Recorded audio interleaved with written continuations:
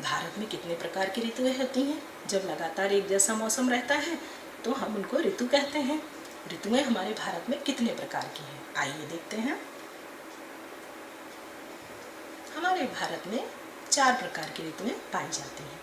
आपको स्क्रीन पर दिख रहा होगा शीत ऋतु। ठंड के मौसम को हम जब लगातार रहता है उसे शीत ऋतु कहते हैं। जब लगातार गर्मी पड़ती है अर्थात गर्मी का मौसम होता है तो हमें ग्रीष्म ऋतु कहते हैं। जब बारिश होने लगती है और लगातार 2 या 3 महीने तक बारिश होती रहती है तब हम इसे वर्षा ऋतु का नाम देते हैं। और शरद ऋतु, जब सामान्य मौसम होता है तब हम उसे शरद ऋतु के नाम से जानते हैं। तो इन चारों ऋतुओं के नाम आपको याद रखने होंगे। और मौसम और ऋतु में अंतर तो आप समझ ही चुके हैं। मौसम हम दिन प्रतिदिन महसूस करते हैं और यदि वही स्थिति 2-3 माह तक लगातार चलती रहती है तो उसे हम ऋतु कहते हैं। भारत में ऋतुओं का हम समय निर्धारण किस प्रकार करते हैं और क्या क्या विशेषताएं होती हैं, आइए एक एक कर जानते हैं उन चारों के बारे में। सबसे पहले जानते हैं शीत ऋतु के बारे में। दिसंबर से फरवरी तक सर्दी के मौसम होता है और हम इसको शीत ऋतु कहते हैं। इसका मौसम कैसा होता है? ठंडा, बिल्कुल आपको ठंडक महसूस होती है, जिसे हम शीत ऋतु के नाम से जानते हैं। नंबर 2 हमारा है ग्रीष्म ऋतु। यह मार्च से मई तक रहती है और इसका मौसम गर्म होता है। लगातार आप देखिए आपको गर्मी महसूस होती है। इसके बाद तीसरा है हमारा वर्षा ऋतु। जून से हल्की हल्की बारिश प्रारंभ हो जाती है। जब भयंकर गर्मी होती है उसके बाद बारिश प्रारंभ होती है और प्रायः सितंबर तक बरसात चलती रहती है और इसे हम वर्षा का मौसम कहते हैं अर्थात वर्षा ऋतु कहते हैं। और चौथा है हमारा शरद ऋतु। ये अक्टूबर से नवंबर तक रहती है और मौसम सामान्य होता है। आपने देखा होगा आपको ये मौसम बहुत अच्छा लगता होगा, ना तो ज़्यादा गर्मी ना ज़्यादा सर्दी और बारिश भी नहीं होती। तो इसको हम बहुत अच्छे महसूस करके आप देखिएगा कि आपको शरद ऋतु सबसे अच्छे मौसम के रूप में आपको महसूस होगी। और ये प्रायः अक्टूबर और नवंबर मास में होती है और इसमें मौसम एकदम सामान्य रहता है, ना तो आपको गर्मी लगती है ना ही आपको सर्दी लगती है। ये तो हुई हमारी ऋतुओं की जानकारी। 4 प्रकार की ऋतुएं हैं, याद रखिएगा। इन ऋतुओं का हमारे जीवन में क्या महत्व है आपको समझ में आया? ऋतुओं के कारण ही हम भारत में विभिन्नताओं का अनुभव कर पाते हैं। विश्व में बहुत से देश ऐसे हैं जहां वर्ष भर या तो सर्दी का ही मौसम रहता है या बहुत से देश ऐसे हैं जहां सर्दी बहुत कम पड़ती है। किंतु हमारा भारत विविधताओं का देश है और हम सभी प्रकार के मौसम का आनंद अपने भारत में ले सकते हैं।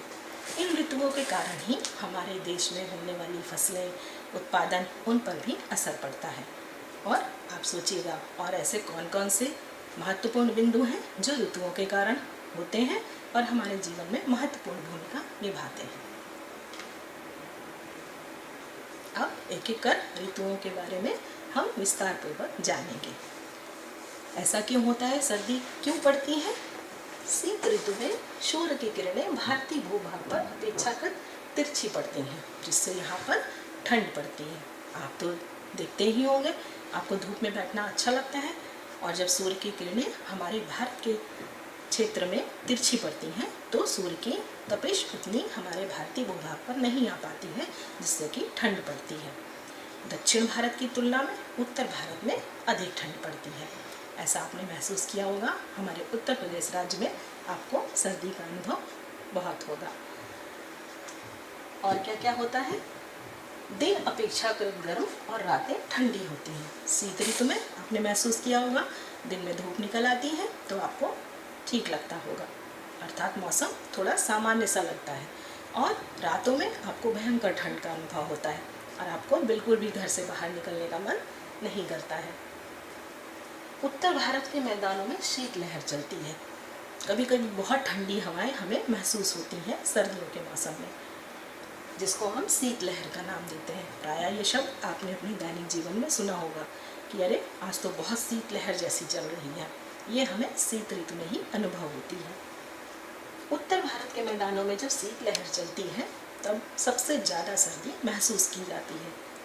और क्या क्या होता है? शीत ऋतु में किसानों द्वारा रबी की फसलों की बुआई की जाती है। आपने अपनी पाठ्य पुस्तक में पढ़ा होगा कि हमारे उत्तर प्रदेश राज्य में 3 प्रकार की फसलें बोई जाती हैं, जिनमें एक फसल है रबी की फसल। रबी में बोई जाने वाली फसलों के नाम लिखिए। बताइए कौन कौन सी फसलें बोई जाती हैं? सोचिए। चलिए 2 मैं आपको बताती हूँ। गेहूँ और आलू, ये रबी में बोई जाने वाली मुख्य फसलें हैं।